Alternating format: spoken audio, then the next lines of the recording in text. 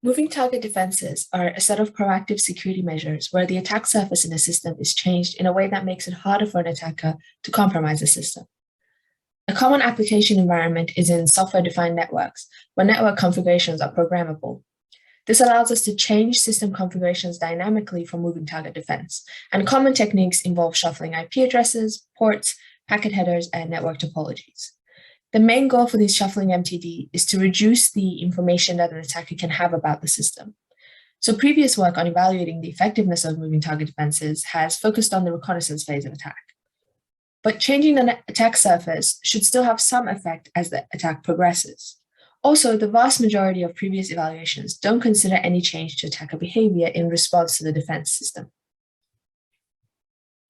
In our work, we've performed experiments to evaluate the security of a moving target defense technique. We used an SDN testbed environment, which adds some more realistic conditions to the evaluation. Evaluations are most often done as theoretical models, simulations, or emulations. We've taken into account the first 3 phases of a cyber attack, which we model using the cyber kill chain. And also we considered possible responses by an attacker, assuming that they know a bit about the network and the MTD technique it uses. Experiments were run on this SDN testbed. It includes the ONOS SDN controller, which implements the MTD technique as an application. There is a DNS server for assigning and managing IP addresses in the network. The MTD application running on the controller modifies the forwarding tables of the SDN control switches to change the host's virtual IP addresses. Inside the network, we have a vulnerable web server. This is the target machine for the attacker, and it's running DVWA, which is a vulnerable web application. This is inside the network, so it's protected by the MTD application. Outside the network, we have the attacker. Machines outside the network are only aware of the transient virtual IP addresses for hosts, and the host servers themselves are only aware of their real IP addresses. The specific MTD application implements a flexible random virtual IP multiplexing, or FRVM. The SDN controller assigns hosts virtual IP addresses, which are forwarded to the real IP addresses on a machine. The controller inserts flow rules in the SDN control switches that forward packets addressed to virtual IP addresses to real IP addresses. We can then change the virtual IP addresses being assigned to each host without having to alert the host or other network elements. In FRVM specifically, each host has multiple IP addresses so that each port on the host is addressed using a different virtual IP. The IP to port mappings are changed periodically, and the main aim is to thwart reconnaissance. An attacker targeting the system will periodically lose all the information they've gained about the system so far. Any reconnaissance they've done in terms of finding hosts or what services are running on them is no longer going to be useful once the host virtual IPs have been changed. And having unique changing virtual IP and port mappings also means that once the network is shuffled, any information that the attacker has gained by linking different ports on one machine is lost as well. But once the virtual IP addresses are shuffled, what do we do with ongoing connections from legitimate users? The options relevant here are to drop all the connections, which is the simplest method, but practically is inconvenient to a legitimate user. Or another option is to transfer all connections to old virtual IP addresses to the new virtual IP addresses so that they persist across one or more shufflings. And this is called the switchover method. The shuffling can be triggered periodically at some fixed time interval or based on events detected by an intrusion detection system or a combination of the two. We ran our experiments on the testbed with and without the MTD application running, with 3 MTD intervals ranging from 1 minute to 3 minutes. And we used time-based triggering and considered the connection strategies as well. And we measure the attacker's success using the metrics of attack success rate and time to success.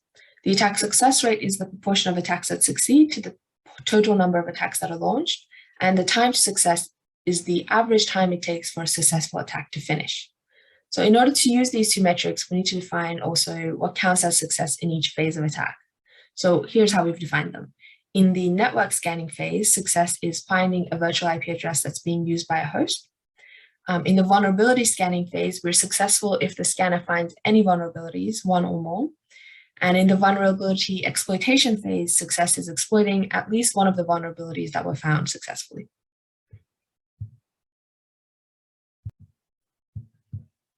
With that, we come to the attacker. We start with an attacker who doesn't know about the network using an MTD technique, and we call this the dummy attacker.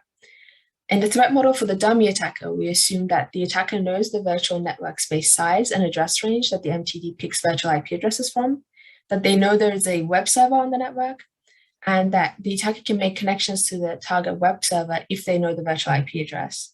And we also assume there's no detection mechanism for ongoing attacks, such as an intrusion detection system. With these assumptions in mind, the attacker's approach for each trial is to start by scanning the network to find virtual IP addresses that are assigned to hosts, then scan any host to find vulnerabilities. And if any vulnerabilities are found, the attacker will use the keywords in the vulnerability results to match them to possible exploits that have been implemented. If no relevant exploit is found, the vulnerability will be documented so that an exploit can be found manually and added to the possible exploits. And if any of these steps fail, the attacker will start from the start with a new trial. In the experiments, the attacker is a Python program which does network scanning using the Nmap host discovery scan.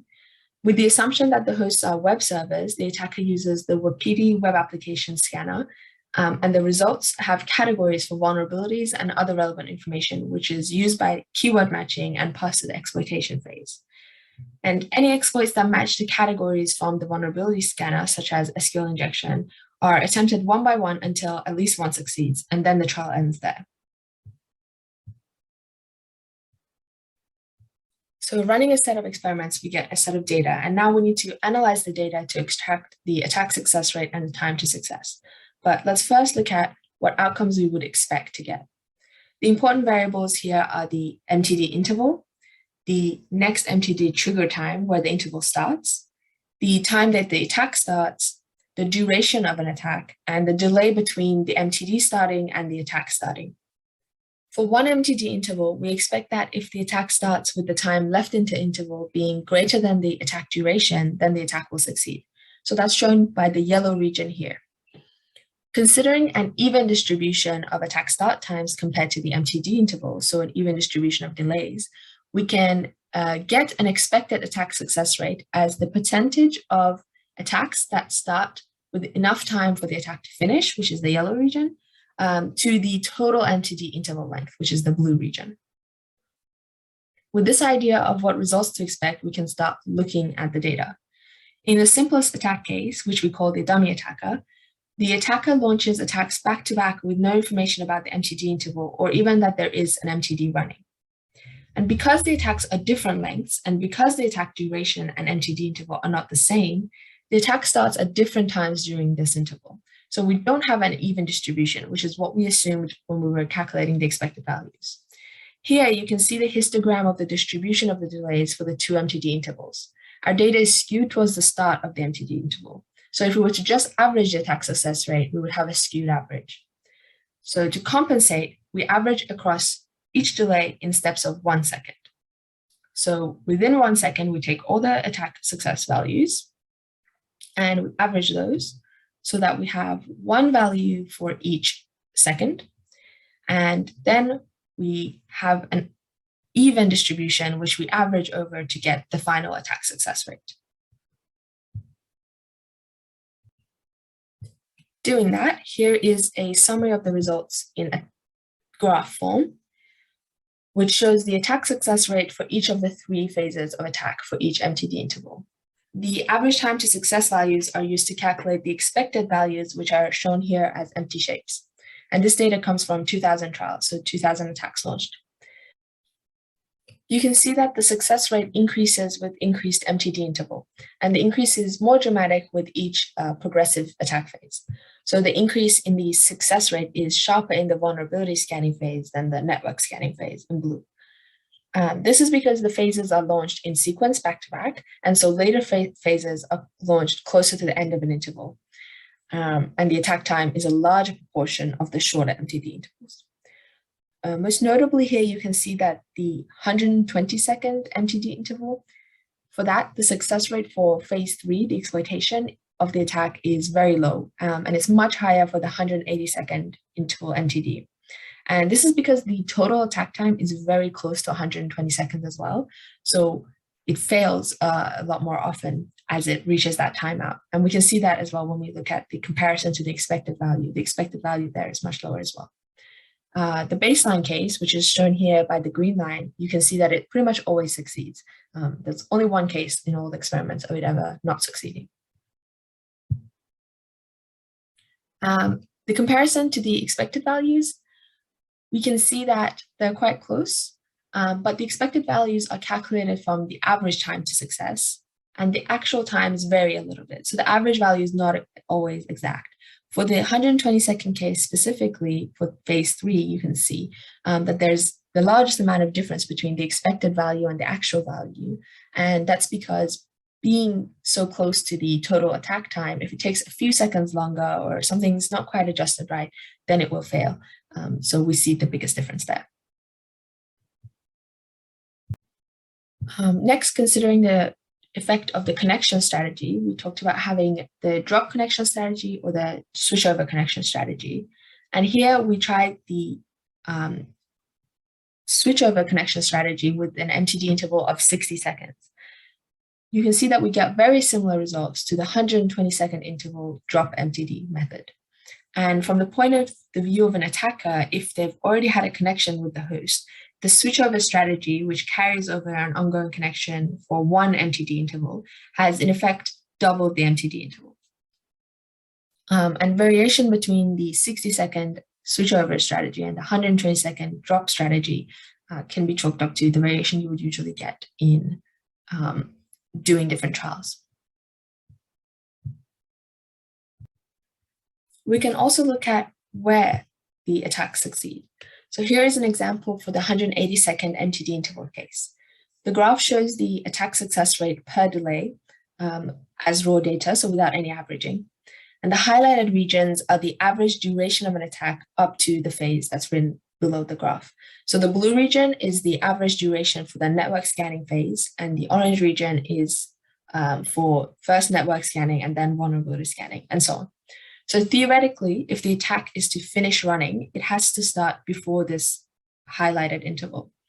And we can see in the data that once we get into the highlighted interval, the attacks begin to start failing. But the attacks tend to succeed if they start early enough in the interval to leave enough time to finish running the attack. So that raises the question, what if the attacker knew there was a time-based MTD? Could they improve their success rate? We thought the first step is that if the attacker knows the MTD is being employed and they can work out what the MTD interval is, they could succeed more often by controlling the delay, by starting attacks closer to the start of an interval.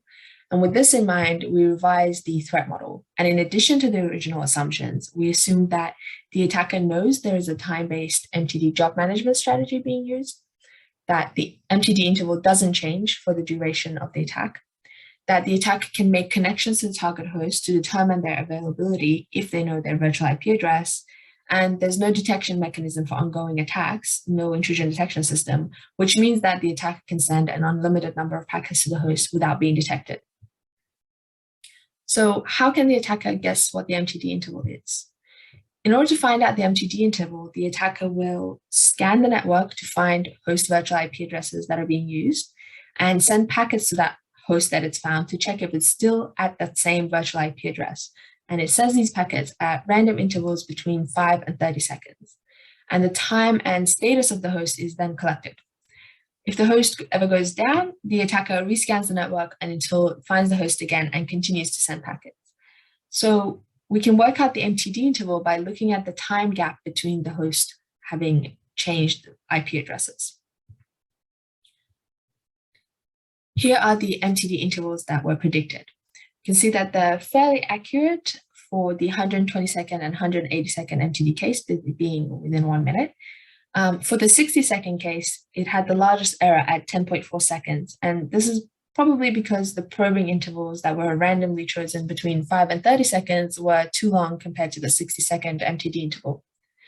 So once we've extracted this interval, the attacker will wait for this time before attacking based on when it found the host last having moved.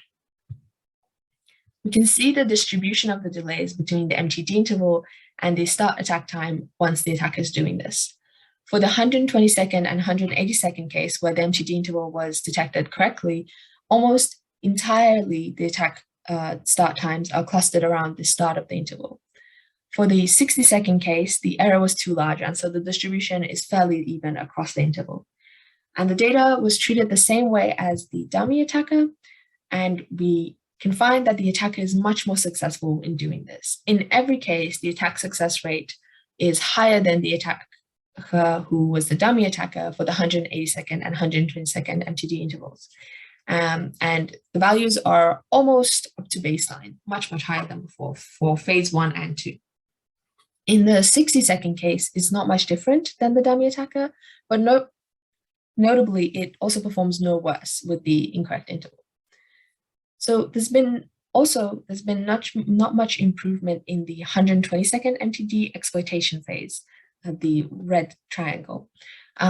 Again, this is because the total attack time is so close to 120 seconds. Even if the attack starts exactly at the same time, having it run for a few seconds longer than the average would result in a fail. And also a slight variation in the detected MTD interval or the detected MTD interval start time would lead to failure for this phase. For the adjusting attacker, it takes longer to launch attacks, but they are wholly more successful. And the results show that if the attacker can predict the MTD interval, they can greatly increase their success rate if the attack duration is less than the MTD interval. The results here have shown that the MTD technique can be effective in phases of attack outside the reconnaissance phase, and that if the attacker knows there is an MTD technique in place, they can greatly improve their results through a simple adjustment.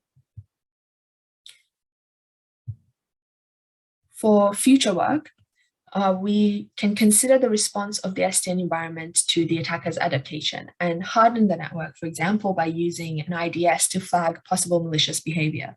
In the adjusting attacker model, we assume that the attacker can probe the host an unlimited number of times, but this would probably not be true if the network had an IDS running which could detect these probes. We could also extend the attacker to more accurately and stealthily target the moving target defense system, and experiments in a larger testbed could give greater insights about how this works in an actual environment. With that, that ends my talk. Thank you.